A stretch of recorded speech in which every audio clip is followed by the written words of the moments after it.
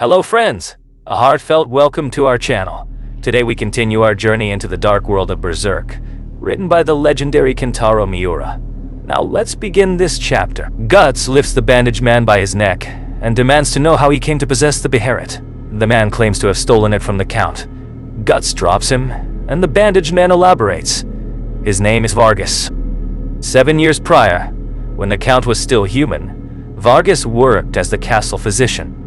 There came a day when the Count suddenly ordered inquisitions and executions, taking prisoners into the castle dungeon where they were tortured and eaten. Disgusted by this behavior, Vargas and his family escaped from the city but were caught.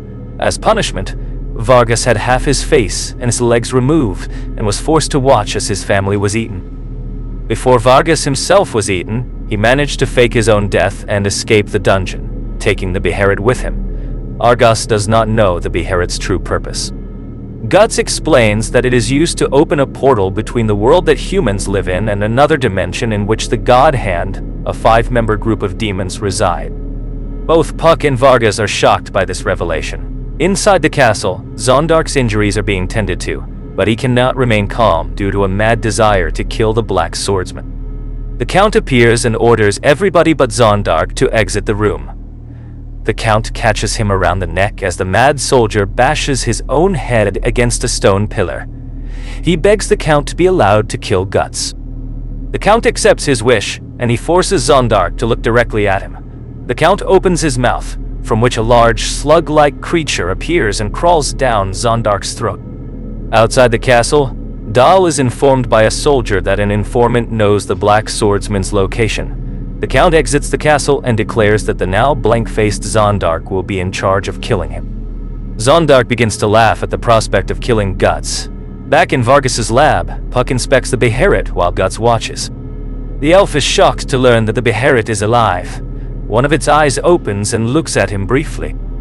Guts says that despite being alive, the Beherit poses no danger, and adds that he also does not know how to use it to reach the God Hand. Guts then asks Vargas how the Count came to possess the Beherit. Vargas replies that it was by chance. A caravan of merchants rolled through the city and, not knowing the Beherit's purpose or value, sold it to the Count. Vargas finds and opens a map of the castle's floor plans and points out an escape passage Guts could use to infiltrate it. He moves toward Guts and begs him to kill the Count, but when he places his hand on Guts' shoulder, the latter reacts violently, pushing Vargas away and ordering him never to touch him. The subsequent moment of tension is diffused by Puck, and Guts declares that he will kill the Count, but not for Vargas's sake. Suddenly, the door to Vargas's lab is destroyed, and Zondark steps in. Guts draws his sword and engages the injured man in combat, but the new strength behind Zondark's blows indicate to Guts that he is no longer human. Zondark charges, but Guts dodges and slices off his right arm. After a short moment, Zondark begins to grow tentacles from his new stump to replace it. Using his tentacles to grasp his hammer, Zondark once again engages Guts in combat. The speed of which has greatly increased. Zondark's arm moves like a whip, and the hammer cleaves through the supports around Vargas's lab. The ceiling begins to cave in, and Puck is saved from falling debris by Vargas. They then turn to watch the ongoing battle, marveling at how Guts is keeping up with and blocking every one of Zondark's whip-like strikes. Guts begins to use his cloak to disorient Zondark. He capitalizes on Zondark's confusion by dealing a quick blow to Zondark's head. It is sliced off from left temple to cranium. However, Zondark does not fall. Instead, the slug-like creature emerges from this new wound and praises the Black Swordsman's skills, and Vargas realizes that the slug is actually the Count. The latter then notices the Beherit on the ground, though it is quickly picked up by Vargas, and he promises to torture Vargas as he once did 7 years ago. The Count then turns his attention back to Guts, but before they can resume their battle, the ceiling caves in, and Zondark's body is crushed. Guts, Vargas, and Puck escape through a passage hidden beneath a floor tile as fire engulfs the laboratory. The three emerge from a sewer grate hidden beneath a bridge, and Guts explains that while the Count may have been using Zondark's body, which was burned in the fire, the Count himself is not dead due to Zondark's being possessed by only a portion of the Count's power. As they prepare to part ways, Guts demands the Beherit from Vargas and snatches it when Vargas hesitates to hand it over.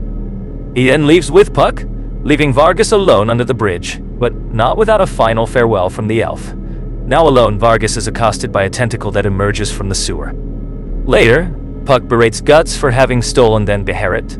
Since both Guts and Vargas oppose the Count, the elf says they could have been allies. Guts laughs at the idea, saying that being allied with Vargas would have spelled his own doom. The two round a corner and hear several people talking about an upcoming execution. According to the discussion, the person scheduled to be executed has some relation to the Black Swordsman, and his execution is meant to serve as a warning. Upon hearing this, Guts walks off. Settling down in a ruined house to inspect his equipment, Guts ignores Puck's attempts to speak to him. Frustrated, Puck flies off. While Guts cleans out his equipment, he stares at the stump that remains of his left arm and touches his closed right eye. As he does, he remembers Vargas's story of being disfigured by the Count and his plea with Guts to kill the Count for him. Guts punches the wall in frustration. Vargas has been brought to the execution scaffold. The Count, overlooking the scene, announces that Vargas will be given no trial. Dahl reports that Vargas is not in possession of the Beherit, so the Count deduces that Guts has it. Puck watches the execution grounds from afar, and while trying to figure out how to save Vargas, he notices Guts is also watching from an alleyway. The elf flies over, thinking that Guts intends to save Vargas, but the Black Swordsman says he simply wants to watch the disfigured man die. Guts points out that, at the entrance to the execution grounds, a regiment of soldiers is waiting. The Count has set up an ambush, hoping that he, the Black Swordsman, will appear to save Vargas. Puck curls up in empathic pain as Guts says that all people who set their goals too high are destined for self-destruction, like Vargas, whose ambition is to see the Count dead. Through all the emotions Puck senses that Guts harbors, he calls out the Black Swordsman for feeling fear. Guts claims not to know what the elf is talking about. So Puck explains that Guts has notices a parallel between himself and Vargas. They both fight against monsters humans cannot hope to defeat, and Guts' fear stems from seeing Vargas fail in beating the monsters. Guts scoffs at the notion, and an offended Puck flies away. Left alone, Guts' expression reveals that he was indeed affected by Puck's words. Puck flies back to the execution grounds, where the headsman prepares to behead Vargas. In desperation, he charges toward the scaffold to save Vargas, but he ineffectively crashes into the flat side of the headsman's axe and renders himself unconscious. The execution proceeds as planned, and Vargas is killed, but not before he screams one final plea to the unseen Black Swordsman to kill the Count. Seeing the execution has made Guts feel uneasy, and he turns away, back into the alley, where he sees the fetus creature lying on the road. Its head transforms into Vargas's, and the disfigured man's dying plea echoes in Guts' mind. Later, Vargas's body and head are brought to a mass grave, where they are found by Guts.